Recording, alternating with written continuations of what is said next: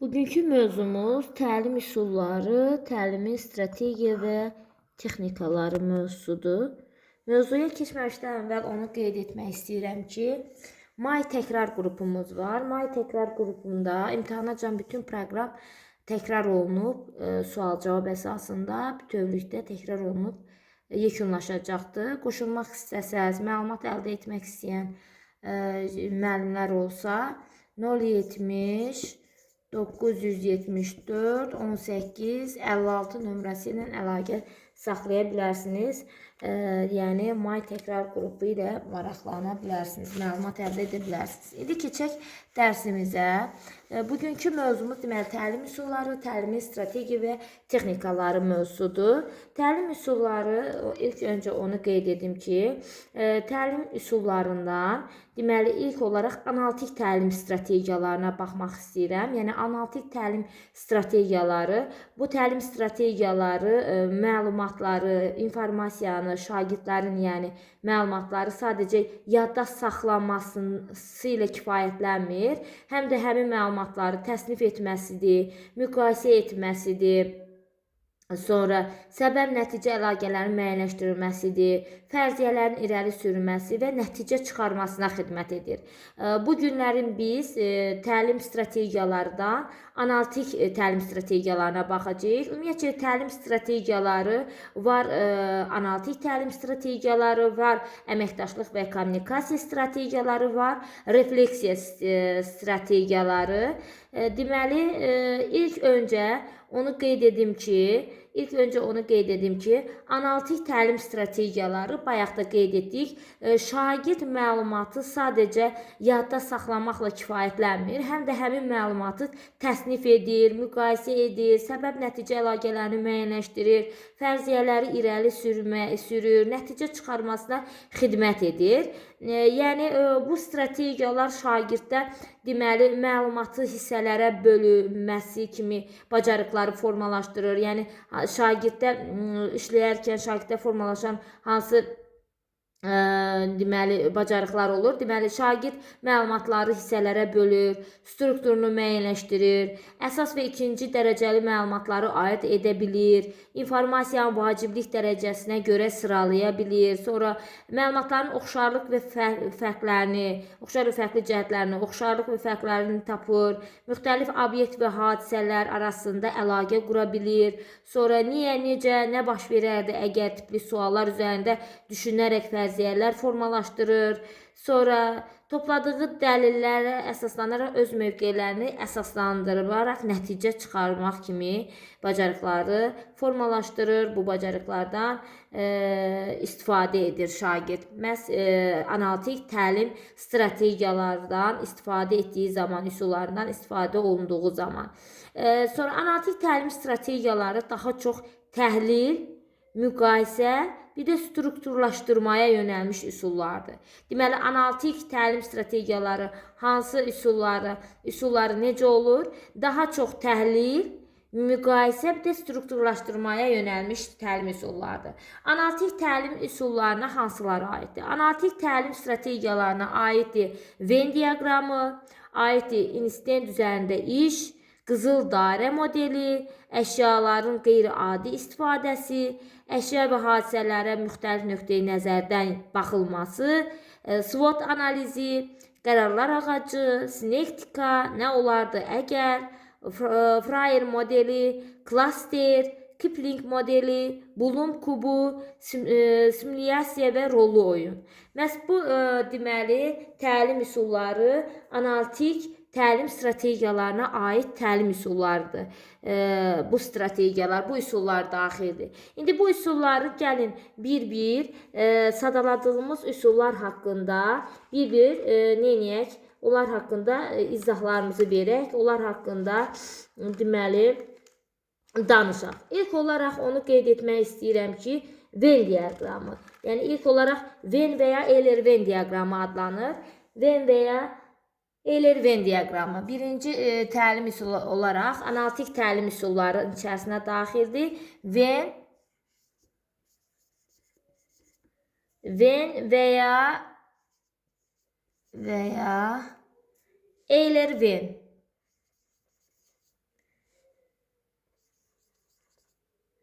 Venn.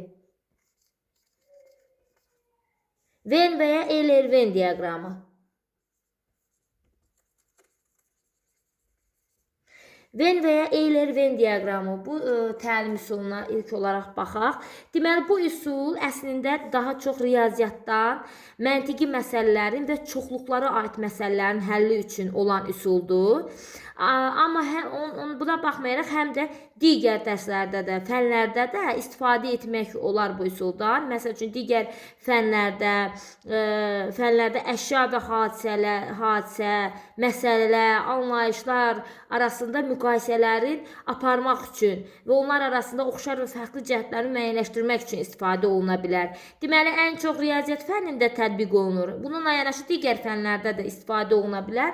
Digər fənlərdə də məsəl üçün həmin fənə aid əşya olsun, hadisə olsun, məsələ olsun, anlayış olsun, onları müqayisə etmək üçün, həm də onların oxşar və fərqli cəhətlərini müəyyən etmək üçün istifadə olunan təlim üsullarından biridir. Euler-Venn diaqramı, Venn diaqramı. Yəni müqayisə üçün, fərqli və oxşar və fərqli cəhətləri müəyyənləşdirmək üçün daha çox istifadə olunur bu üsul. Tətbiqi məsəl üçün necə tətbiq olunur? Məsəl üçün tarix fənnindən iki tarixi şəxsiyyəti göstərərək şagirdlər onların ortaq xüsusiyyətlərini çıxartmağı, müəyyənləşdirməyi tapşırmaq olar və yaxud da fərqli xüsusiyyətlərini müəyyənləşdirməyi tapşırmaq olar. Bu cür oxşar və fərqli cəhətlərini eləyə bilər, fərqləndirə bilər, müəyyənləşdirə bilər. Şagirddə hansı bacarıqları formalaşdırır? Şagirddə deməli bilikləri aktuallaşması, şagirddə formalaşdıran deməli bacarıqlar, birincisi biliklərini şagirdin, yəni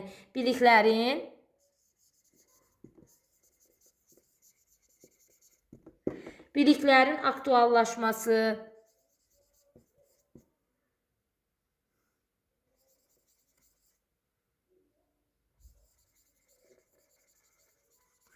şagirdin biliklərinin deməli aktuallaşması kimi bacarıq formalaşdıra bilər. Sonra təhlil bacarığını inkişaf etdirə bilər. Şagirdin, yəni təhlil etmə bacarığını, deməli təhlil bacarığını formalaşdıra bilər.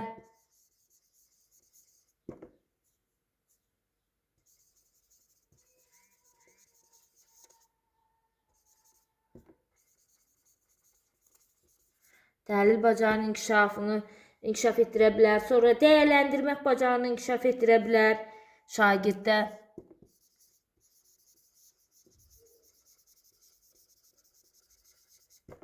Dəyərləndirmək bacarığını inkişaf etdirə bilər. Bir də əsaslandırma bacarığını şagirddə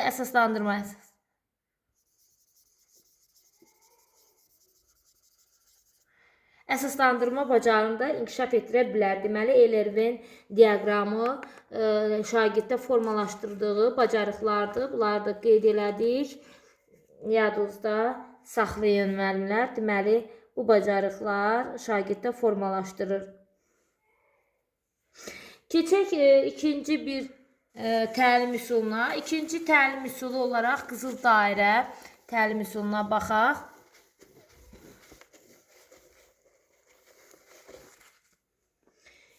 Deməli, qızıl dairə.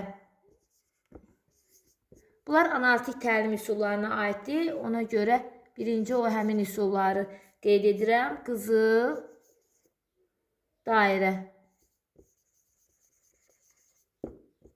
Qızıl dairə 3n bu formada da verilə bilər. 3n mötərizədə 2w və 1h. Bu qızıl dairə üsuludur. Qızıl dairə üsulu bu üsuldan problem həll etmədə, dinləyib anlama və oxuyub anlama bacarığının formalaşdırılmasında istifadə oluna bilər. Deməli, problem həll etmədə, dinləyib anlama və oxuyub anlama bacarığının formalaşdırılmasında, bundan başqa layihələrin hazırlanmasında istifadə olunması çox səmərəlidir, çox əhəmiyyətlidir. Deməli, qızıl dairə problem həll etmədə, dinləyib anlama və oxuyub anlama bacarığının formalaşdırılmasında, həm də layihələrin bax, layihələrin hazırlanmasında istifadə olunması üçün daha çox əhəmiyyətlidir, daha çox səmərəli təlim üsuludur. Bundan başqa qızıl dairə modeli ünsiyyət texnikasıdır. Bax, yadınızda saxlayın, qızıl dairə ünsiyyət texnikasıdır. Ünsiyyət.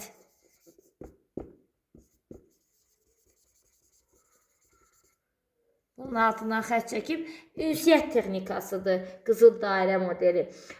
Sonra bundan başqa da həm də ideyaları qruplaşdırmağa, sonra onları kommunikasiya məzmununun effektiv şəkildə qurmağa xidmət edir bu üsul. Deməli, həm ideyaları qruplaşdırmağa, həm də kommunikasiya məzmununun effektiv şəkildə qurmağa xidmət edir. Kommunikasiya bilirsiniz də ünsiyyət bacarıqlarıdır. Kooperasiya əməkdaşlıqdır, kommunikasiya isə ünsiyyət deməkdir. Yəni bu üsul həm də problemi, nitqini dəqiq və aydın şəkildə müəyyənləşdirməyə xidmət edir. Ünsiyyət texnikasıdır bu üsul. Ünsiyyət texnikası hesab olunur qızıl dairə üsulu. Sonra qızıl dairə üsulu niyə, necə, nə suallarına da deməli suallarına da cavab verir. Niyə, necə, nə. Sonra qızıl dairə üsulunda şagirddə formalaşdıran bacarıqlar məntiqi təfəkkürdür. Şagirddə hansı bacarıqları formalaşdırır? Məntiqi təfəkkürü. Məntiqi təfəkkürü inkişaf etdirir. Sonra şagirdlərdə problem həll etmə bacarığını inkişaf etdirir.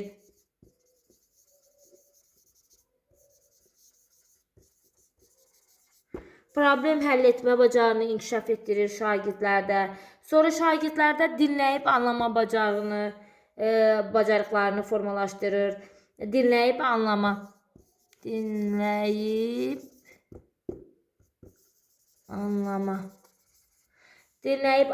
bacarığını inkişaf etdirir. Sonra tənqidi təfəkkürü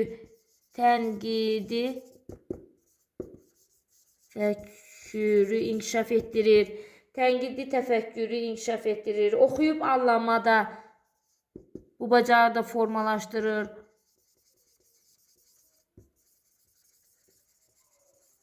Oxuyub anlama bacarığını da formalaşdırır uşaqlarda.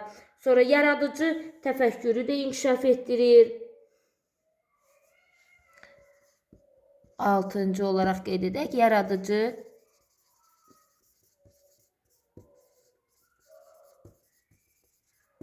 yaradıcı təfəkkürünü inkişaf etdirir. Əsas fikri müəyyənləşdirməkdə formalaşdırır uşaqlarda.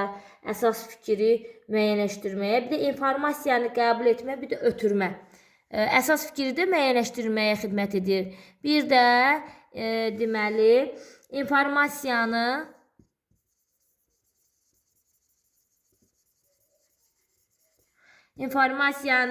qəbul etmə və ötürmə kimi bacarıqlarını həm qəbul etmə, həm də ötürmə. Bundan başqa əsas fikri də müəyyənləşdirməyə xidmət edir. İnformasiyanı qəbul etmə və ötürmə. Bax, bu kimi bacarıqları şagirdlərdə formalaşdırır məhz qızıl dairə üsulu. Qızıl dairə üsulu haqqında biz qeyd elədik. İndi keçək 3-cü üsul olaraq bir üsullara, analitik təlim üsullarına baxaq.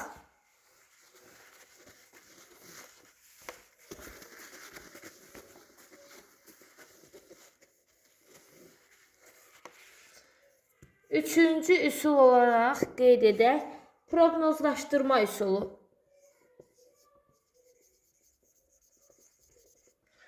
Proqnozlaşdırma üsulu, bu üsul daha çox dil və ədəbiyyat dərslərində istifadə olunur. Proqnozlaşdırma üsulu daha çox dil ədəbiyyat dərslərində istifadə olunur. Bu üsul şagirdlərin təxəyyüllərini işə salmağa imkan verən üsuldur. Proqnozlaşdırma üsulu şagirdlərin təxəyyülünü işə salmağa imkan verən üsuldur. Tətbiqi zamanı necə tətbiq olunur? Proqnozlaşdırma üsulu. Proqnozlaşdırma üsulu şagirdlərə təklif edilir ki, bədii əsər olsun, öz variantınızla, məsələn, həmin bədii əsər olsun, mətn olsun, öz variantları ilə davam etsinlər. Müəyyən hissəsinə qədər və yaxud da adını qeyd olunur, adına uyğun, məzmununa uyğun öz variantları ilə davam etsinlər. Və belə suallar verə bilər ki, məsəl üçün, əsərin adına görə məzmunu müəyyənləşdir. Deməli, ad söylənilir uşaqlara, məzmununu həmin ada uyğun şagirdlər öz təxəyyüllərinə görə məzmununu müəyyənləşdirirlər. Sonra belə sual verilə bilər ki, sizcə hadisə necə inkişaf edə bilər? Yəni, necə davam edə bilər, inkişaf edə bilər? Yəni, şagirdlərə bu cür suallar verməklə şagirdlər də bu suallar əsasında öz variantlarını qeyd edirlər, öz fikirlərini, təxəyyülünə əsasən fikirlərini müəyyənləşdirirlər və qeyd edirlər. Qeyd etdikdən sonra, qurtardıqdan sonra əsər oxunulub qurtarılır. Yəni, sonra əsər, yəni həmin əsər necədirsə, o oxunulub qurtarılır. Oxunub qurtardıqdan sonra şagirdlər öz fərziyyələrinin nə dərəcədə doğru olduğuna baxırlar. Yəni, müqayisə edirlər ki, görək özlərinin yazdığı, qeyd etdiyi əvvəlcədən öz təxəyyüllərinə görə o qeyd etdiyi məzmun əsərdəki məzmunla üst-üstə düşürmü? Nə dərəcədə doğru yazıblar? Nə dərəcədə ona oxşadıblar, belə deyək də.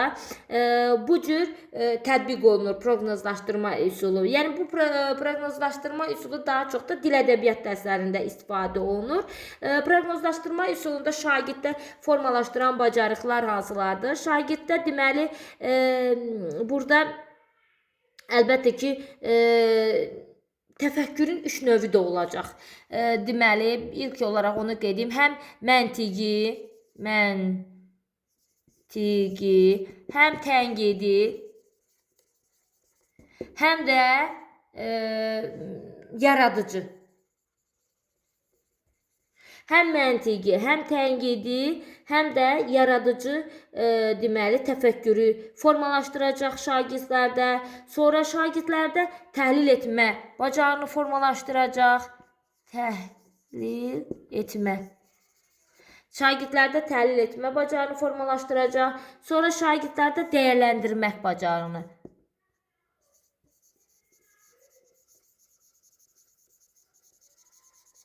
Bax, proqnozlaşdırma üsulu şagirddə formalaşdıran bacarıqlardır. Məntiqi, tənqidi və yaradıcı təfəkkürü inkişaf etdirir, şagirdlərdə təhlil etmə bacarığını formalaşdırır, bir də dəyərləndirmə bacarığını neyinir? Formalaşdırır. Bu üsulda bayaq da qeyd etdik, daha çox dil ədəbiyyat dərslərində istifadə olunur.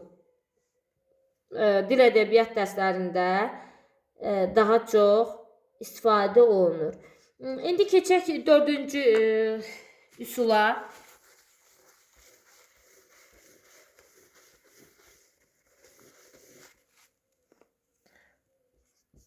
4-cü üsul olaraq əşya və hadisələrə müxtəlif nöqteyi nəzərdən baxılması üsuldur. Əşya və hadisələrə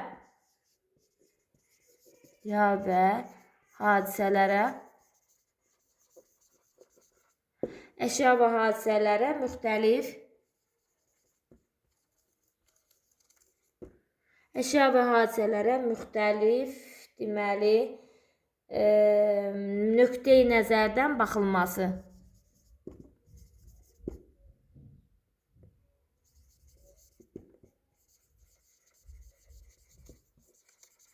Müxtəlif nöqteyi nəzərdən baxılması.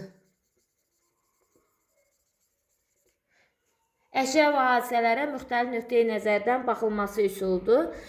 Bu üsul deməli şagirdlərdə yenə yaradıcı və təfəkkürü inkişaf etdirəcək, yaradıcı təfəkkürlə yanaşı tənqidi təfəkkürün də inkişaf etdirilməsinə yönəlmiş tapşırıqların verilməsidir. Yəni, burada həm yaradıcı təfəkkürə aid, həm də tənqidi təfəkkürü inkişaf etdirilməsinə yönəlmiş tapşırıqlardır. Yəni, əşya və hadisələrə müxtəlif nöqteyi nəzərdən baxılması üsulu. Bu üsulda eyni əşya, hadisə və məsələyə müxtəlif nöqteyi nəzərdən yanaşma tələb edir. Deməli, bu üsul nəyi tələb edir? Eyni əşya, hadisə və məsələyə müxtəlif nöqteyi nəzərdən yanaşma. müxtəlif nöqteyi nəzərdən yanaşma tələb edən üsuldur. Tətbiqi, yəni tətbiqi necədir? Məsəl üçün necə tətbiq etmək olur bu üsulu? Şagirdlərə bir situasiya verilir və müxtəlif aspektdən məsələyə baxmaq tapşırılır. Yəni fərqli nöqteyi nəzərdən həmin məsələyə baxmaq təklif olunur. Məsəl üçün, bax, yağış yağır hadisəsi. Baxın, yağış yağır hadisəsi müxtəlif cür qiymətləndirmək olar. Məsəl üçün, yağış yağır hadisəsi olanda tutalım ki, taksi sürücüsü sevinir. Çünki müştəriləri nə olacaq? Çox olacaq. Bax, bu bir yanaşma, bu bir baxılma aspekti. İkinci olar, məsəl üçün, çətir satanlar sevinir. Çünki yenə nə olacaq? Yağışdan qorunmaq üçün müştərilər gedib çətir alacaqlar da. Çünki müştəri çox olacaq, yəni çətir satanlar üçün. Amma piyadalar kədərlənir. Piyadalar niyə kədərlənir? Çünki yağışda islanacaqlar. Deməli, görürsünüz, fərqli əşyadır, hadisədir, məsələyədir. Fərqli nöqteyi nəzərdən yanaşma var burada. Yəni, fərqli nöqteyi aspektlərdən nə var? Fərqli nöqteyi nəzərdən baxılma var burada, yanaşma var. Buna deyirlər, deməli, müəllim şagirdlərə istiqamətləndirici, belə deyim, müəllim şagirdlərin qarşısına situasiya verir, situasiya qoyur, şagirdlər də onlara müxtəlif fərqli nöqteyi nəzərdən yanaşırlar və bu cür variantlarla qiymətləndirirlər o həmin situasiyanı. Şagirddə hansı bacarıqları formalaşdırır? Şagirddə formalaşdırır təhlil etmə bacarığı. Təhlil etmə. Görürsünüzmü? Bayaqdan baxırıq biz üsullara. Analitik üsullar olduğuna görə bunlar. Hamısında görürsünüz təhlil etmə bacarığı var. Təhlil etmə bacarığı var. İkinci olaraq deməli vəziyyəti qiymətləndirmək var. Bax görürsünüz, bayaq biz misal demişdik ki, vəziyyəti hər şagird müxtəlif nöqteyi nəzərdən qiymətləndirir. Vəziyyəti qiymətləndirmək var.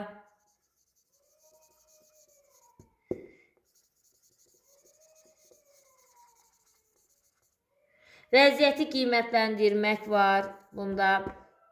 Sonra üçüncü olaraq onu qeyd edim. Məntiqi və tənqidi təfəkkür var, inkişaf etdirir. Məntiqi və tənqidi.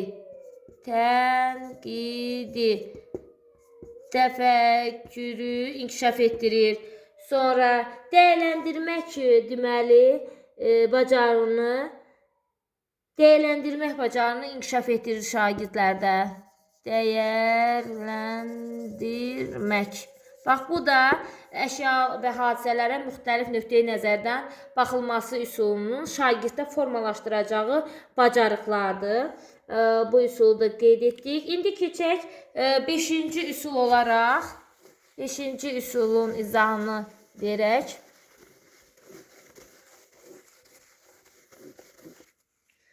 5-ci üsul olaraq onu qeyd edim ki, əşyaların qeyri-adi istifadəsidir. Əşyaların, biz bunu yaradıcı təfəkkürdə də eşitmişdik. Yadınızda qalıbsa, yaradıcı təfəkkürü formalaşdıran üsullardan biri məhz bu üsul idi. Əşyaların qeyri-adi istifadəsi. Əşyaların qeyri-adi istifadəsi üsuluna baxaq. Deməli, əşyaların qeyri-adi istifadəsi. Əşyaların qeyri-adi istifadəsi, bax, bu üsulda şagirdlərdə yaradıcı təfəkkürü inkişaf etdirən üsuldur. Deməli, yaradıcı təfəkkür. Bu üsulda şagirdlərdə yaradıcı təfəkkürü inkişaf etdirən üsul hesab olunur. Necə tətbiq olunur? Bax, əşyaların qeyri-adi istifadəsi. Müəllim şagirdə bir neçə əşya verib, məsəl üçün bir neçə əşya verə bilər və bunların içərisində ikisini seçməyi təklif edə bilər şagirdə ki, bir neçə əşya qarşısına qoyur, onların içərisində ikisini seçməyi istəyir. Sonra ona belə suallar verə bilər ki, bu iki əşya bir yerdə necə istifadə edə bilərsən? Onlarla nələr edə bilərsən? Bax, bu cür istiqamətləndirici sual verməklə şagirddə yaradıcı təfəkkürü inkişaf etdirir və Bu onu belə deyək də, bunun əhəmiyyəti odur ki, şagirdlər adi bildiyimiz əşyalar üçün qeyri-adi istifadələr yaradırlar. Məsəl üçün, buna bir misal desək, məsəl üçün, birinci sinif şagirdi qalstukun təyyarədə oturacaq kəməri kimi istifadəsini təsəvvür edə bilər. Bax, görürsünüz, qalstuk necə istifadə olunur? Şagird onu necə təsəvvür edir? Bax, qeyri-adi istifadəsinə istiqamətləndirir. Suallar verməklə şagirddə yaradıcı təfəkkürü inkişaf etdirir. Və yaxud da, məsəl üçün, qələm. Adi bu qələm, belə deyək də, yazı yazmaq üçün olan bir qələmdir. Şagird onu əgər, məsəl üçün, saça bağlayan bir vasitə kimi qeyd etməsi, bu nə olacaq? Əşyanın qeyri-adi da, qeyri-adi istifadəsinə nümunə olacaq. Qeyri-adi istifadə etməsinə nə olacaq? Nümunə olacaq. Suallar, istiqamətlendirici suallar verməklə bu əşyanı bir yerdə necə istifadə edə bilərsən, onlarla nələr edə bilərsən? Bu cür suallar verməklə şagirdlərə, istiqamətləndirməklə şagirdlərə həmin əşyalardan qeyri-adi istifadəsini tələb edir. Qeyri-adi istifadəsini deməsini təklif edir.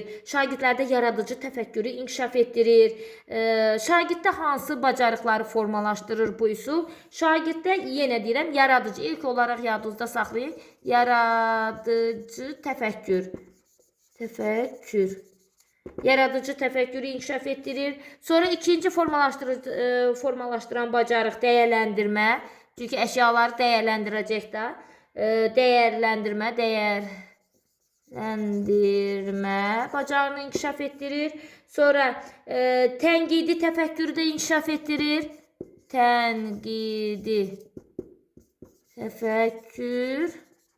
təfəkkürü də inkişaf etdirir. Dördüncü, təhlil etmə. Təhlil etmə. Görürsünüzmü, müəllimlər? Bayaqdan biz üsullar qeyd edirik. Üsulların hər birində görürsünüz təhlil etmə bacarığı var. Niyə? Çünki bunlar hamısı analitik təlim üsullarına aiddir. Analitik təlim strategiyalarıdır. Biz ilk olaraq analitik təlim strategiyalarının izahını verəcəyik. Sonra əməkdaşlıq strategiyaları, sonra da refleksiya. Hal-hazırda analitik təlim strategiyalardan söhbət gedir. Bu da əşyaların qeyri-adi istifadəsi üsuludur. Bunu da biz qeyd elədik. Şagirddə formalaşdıran bacarıqları da biz neylədik? Qeyd elədik. İndi keçək, deməli, 6-cı təlim üsulu sinektika. Sinektika təlim üsuluna keçək. Sinektika. Lütfəni silin.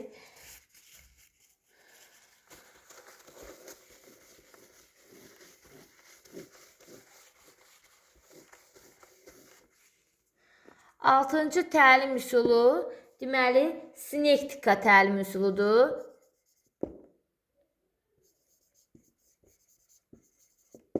Sinektika təlim üsulu necə təlim üsuludur? Sinektika qədim Yunan dilində müxtəlif cinsli elementlərin birləşməsi mənasını verir. Əvvəlcə bunun mənasını bilək. Deməli, sinektika nə deməkdir? Qədim Yunan dilində müxtəlif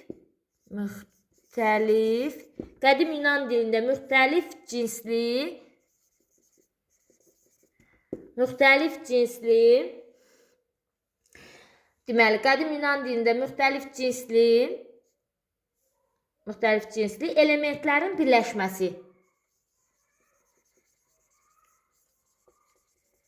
Müxtəlif cinsli elementlərin birləşməsi.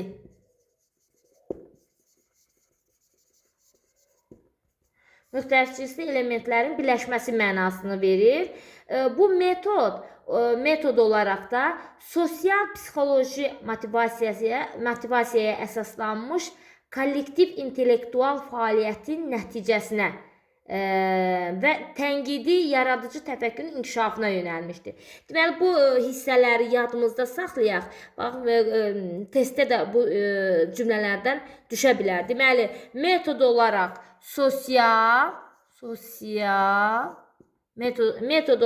sosial psixoloji motivasiyaya əsaslanır.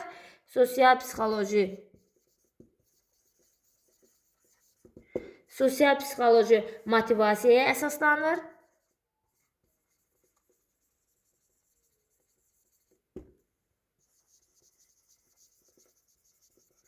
Sosial psixoloji motivasiyaya əsaslanır, tənqidi və yaradıcı təfəkkürü inkişaf etdirir.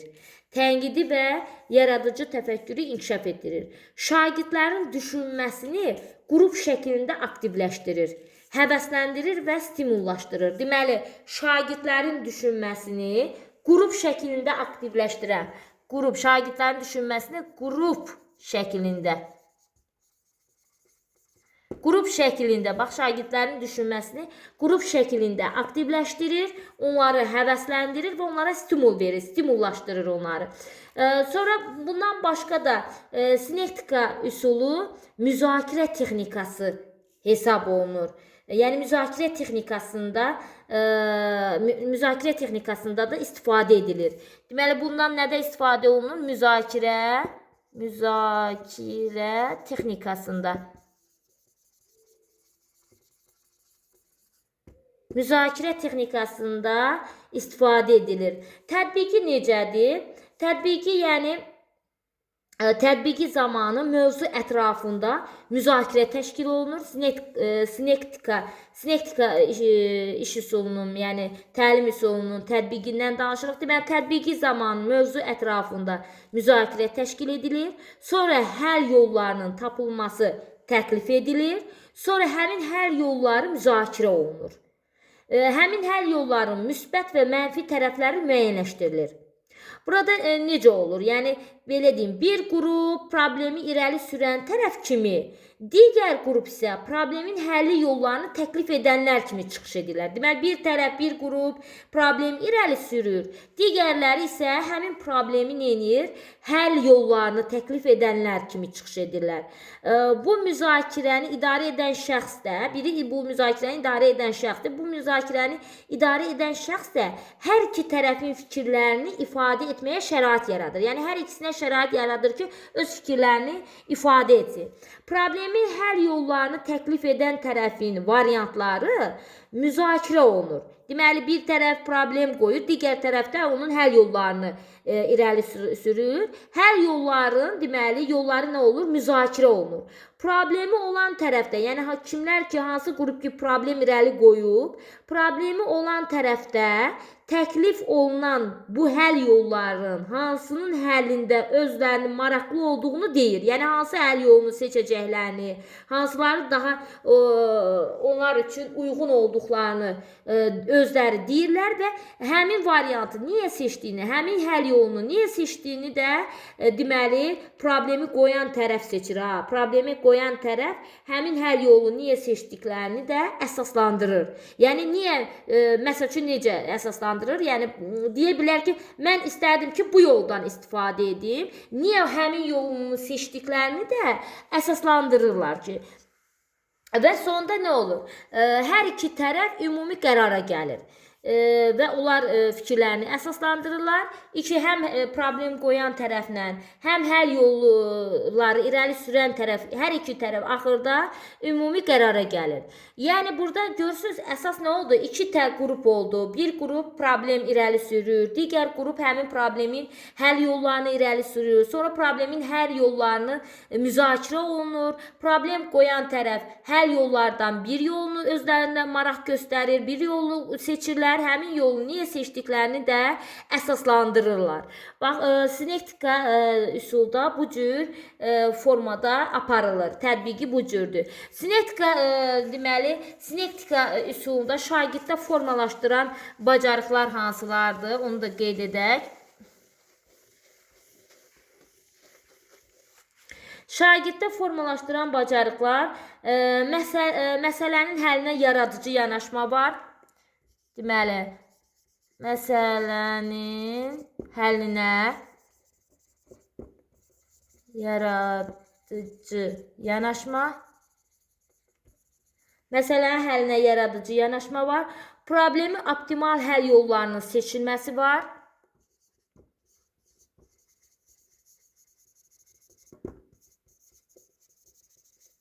Problemin optimal həll yolunun seçilməsi var.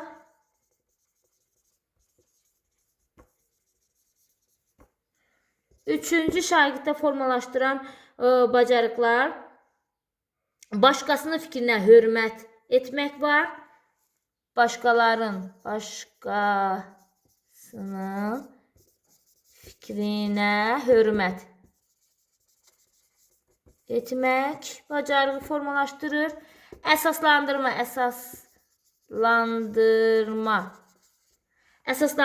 bacarığını formalaşdırır. Tənqidi məntiqi təfəkkürü inkişaf etdirir. Yaradıcılıq da qeyd etmişik. Hər üç növ təfəkkür formalarını inkişaf etdirir. Həm tənqidi, həm məntiqi və yaradıcı. Tənqidi, məntiqi, yaradıcı təfəkkürü inkişaf etdirir. Asosiasiyaların yaradılması və dinləmə mədəniyyəti formalaşdırır. Bax, asosiasiyaların yaradılması var burada.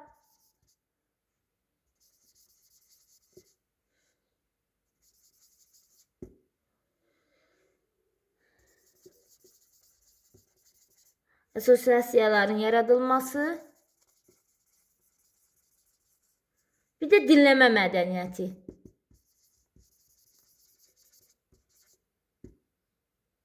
Dinləmə mədəniyyəti.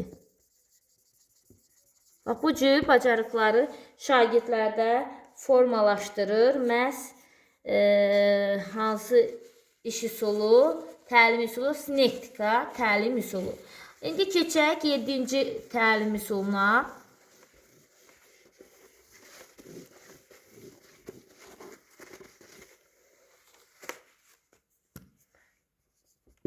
Yedinci təlim üsulu olaraq nə olardı əgər təlim üsuludur? Nə olardı? Nə olardı?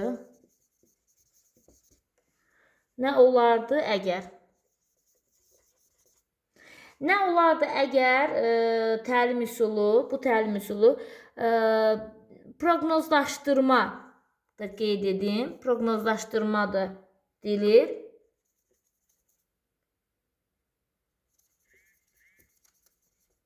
Yəni proqnozlaşdırmadır da bu üsulda. Cütlərlə aparılır. Nə olardı əgər cütlərlə aparılan təlim üsuludur?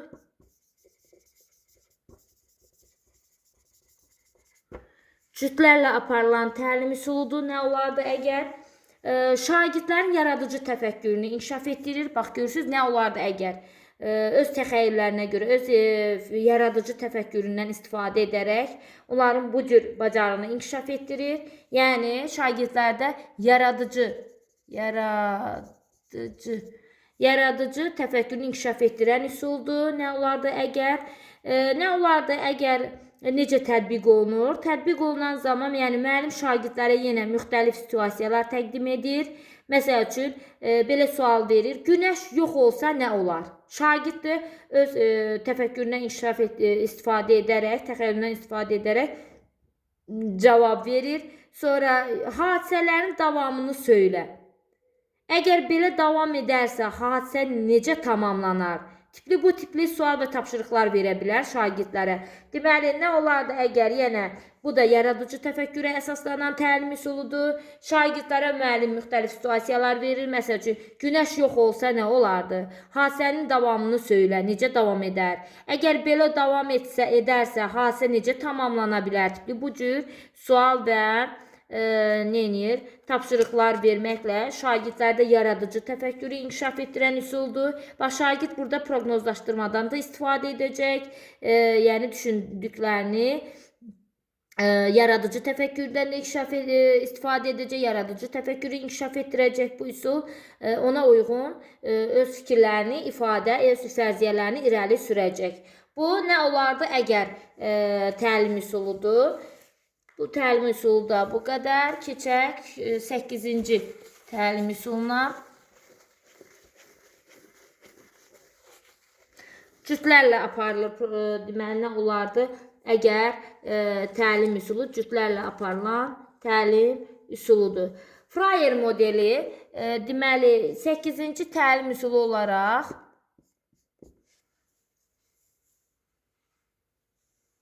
Fryer modeli təlim üsulundan izahına keçək. Fryer modeli.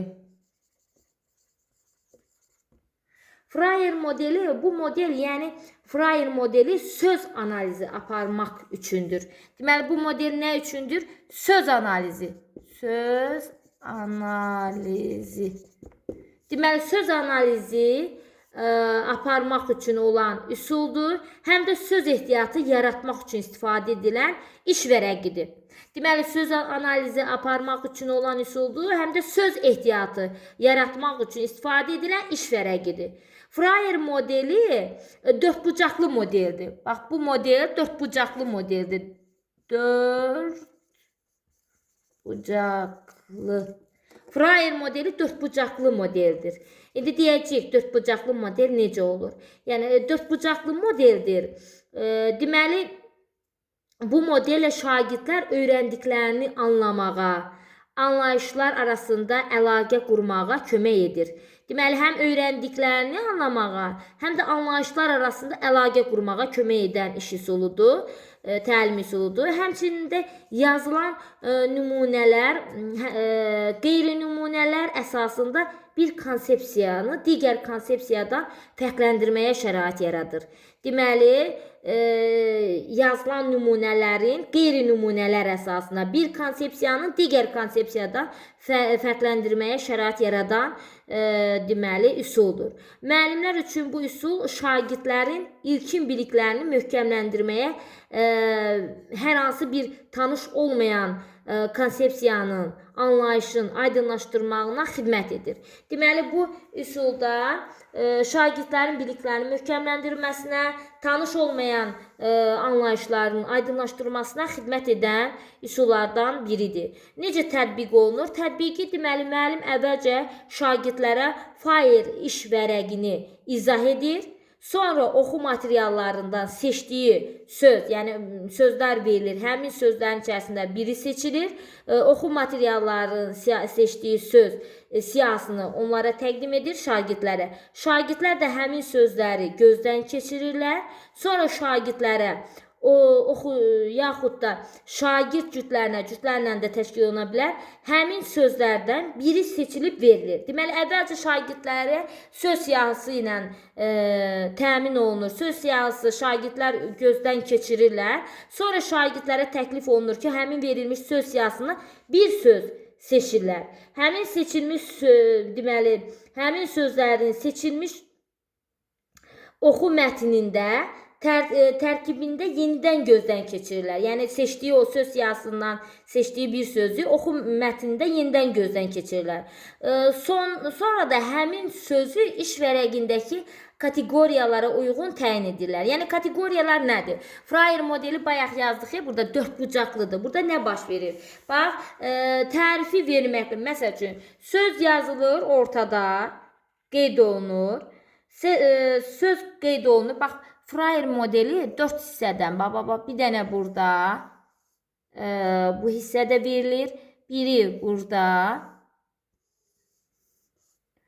biri burada, söz ortada yazılır, bax burada söz yazılır, seçdiyi söz, söz yazılır, biri burada,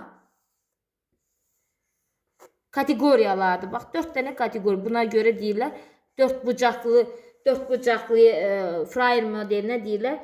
Nə deyirlər? Dördbucaqlı modeli də deyirlər. Baxın, dördbucaqlı modeli də deyirlər. Bax, söz verilmiş, əvvəlcə sözlər seçilir, siyahı verilir şagirdlərə. Sonra həmin siyahıdan, deməli, sonra şagirdlərə sözlərdən biri seçilib verilir. Həmin siyahıdan sözlərdən biri seçilib verilir. Şagirdlər də həmin sözü oxu mətnindəki tərkibində yenidən gözdən keçirirlər. Yəni, mətn verilibsə, həmin dərsdən belə deyək də, yenidən gözdən keçirirlər. Sonra həmin sözü, bax, bu cür iş vərəqi verilir şagirdlərə, Fryer modeli. Şagird həmin sözü bu modeldə 4 yerdə qeyd edirlər. Kateqoriyalarına uyğun qeyd edirlər. İndi kateqoriyalar nədir? Məsəl üçün, söz tutalım ki, söz seçilibdir. Tutalım, söz verilib ədat. Ədat.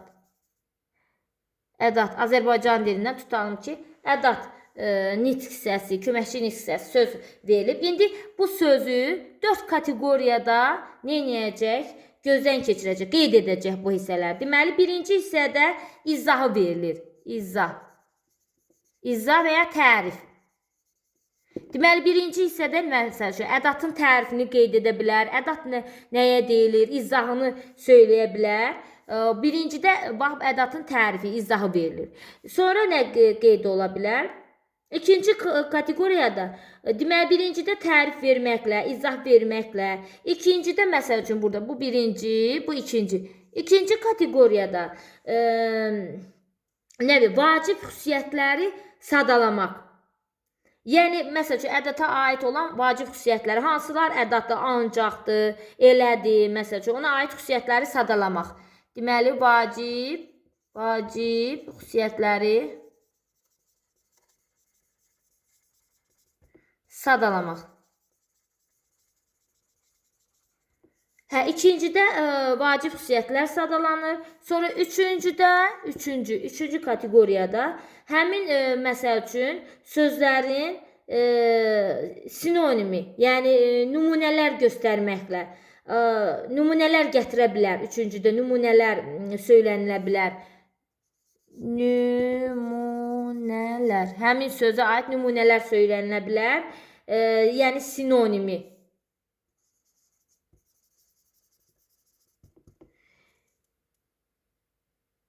Yəni ona aid xarakterlərini, xarakterik olan nümunələri qeyd edə bilər. Dördüncüdə isə ona aid olmayanları, qeyri nümunələr. Bax, qeyri nümunələr. Yəni ona aid olmayanlar. Yəni bu ədata aid olmayanlar. Qeyri xarakterik xüsusiyyətləri. Ədatla bağlıdır. Ədata aid qeyri nümunələr. Məsəl üçün, gəlin bunu bu üzərində, ədat üzərində göstərək necə. Məsəl üçün, burada ədatı Azərbaycan dili fənni ilə qeyd etsək, tutalım ki, birinci yerə nə qeyd edəcək? Birinci yerə tərifini deyə bilər. Nədir? Sözlərin və cümlələrin təsir gücünü artıran köməkçi nitq hissəsi. Bax, bunun tərifidir, ədatın tərifidir. Birincidə nəyi qeyd etdik? Onun tərifini. İkincidə vacib xüsusiyyətlər. Məsəl üçün, ancaq sən ona kömək edə bilərsən. Elə mən də belə düşünürdüm. Yəni, mətndən vacib xüsusiyyətləri göstərə bilər o ədata aid. Ancaq da orada elədir, ədatlarda onları göstəribdir. Sonra nümunələr, ona aid sinonimlər, ona xarakterinə aid olan, xarakterik olan, yəni ədata xarakterik olan məqamları qeyd edir. Məsəl üçün, ədatların mənaca müxtəlif növləri var, qüvvətləndirici, dəqiqləşdirici, məhdudlaşdırıcı, yəni onun, belə deyək də, nümunələrini deyir, ədata aid olanları qeyd edir. Ədata nələr aiddir? Qüvvətləndirici ədətlər var, dəqiqləşdirici ədətlər var, məhdudlaşdırıcı ədətlər var. Gəldik dördüncü kateqoriyada qeyri nümunələr, yəni bunlar ona xarakterinə aid deyil, belə deyək, xarakterik deyil. Bura xarakterik olanlardır, yəni aid olanlar. Buna da xarakterik deyil, yəni belə xüsusiyyətlər xarakterik deyil ona.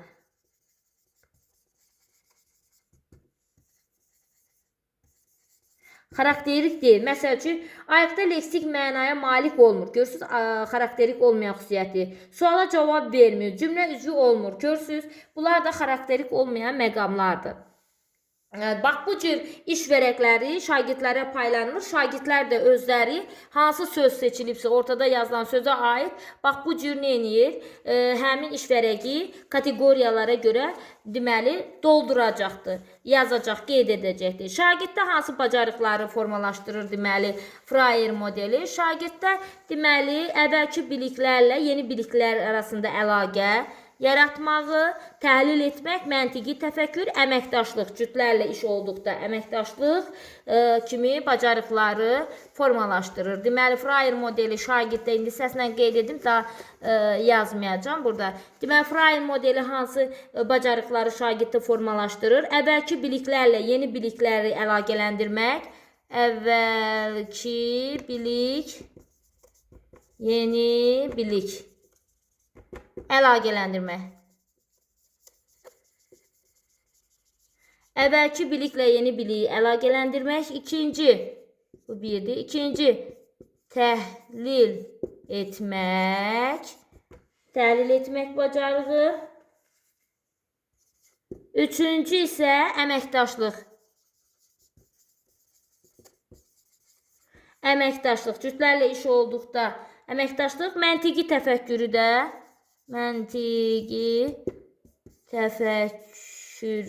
inkişaf etdirir. Məntiqi təfəkkürü də neyinir? İnkişaf etdirən iş üsuludur. Bax, bu Freire modelinə aid iş üsulu idi. Bunlar oldu, deməli, Freire modelinə aid iş üsulu. Deməli, müəllimlər, bu hal-hazırda qeyd etdiyim analitik təlim strategiyalara aid olan iş üsullarının müəyyən hissəsidir. Qeyd elədim. Davamı yenə olacaq. Bunların davamı yenə də olacaq. Hələlik bu qədər. Bunları hamısını mən bir yerdə qeyd eləsəm qarışdıracaqsınız. Davamı olacaq.